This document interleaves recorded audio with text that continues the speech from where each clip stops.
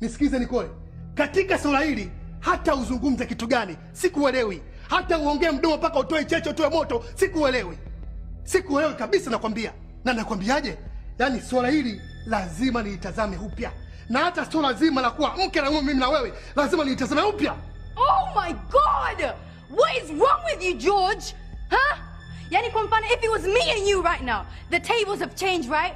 Nisingekuwa na fikra kama hizo, George. That's the difference between me and you. Because I still love you. Because I truly, deeply love you.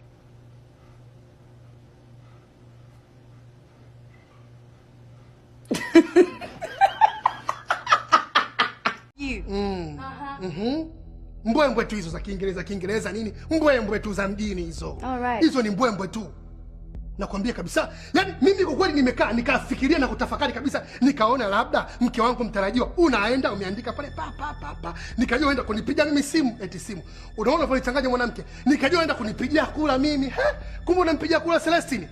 Kwa sababu ni superstar. Wacha kuchemkia mastaa wewe mwanamke wewe. Baby. Toka hapa. You're going crazy. You're losing your mind.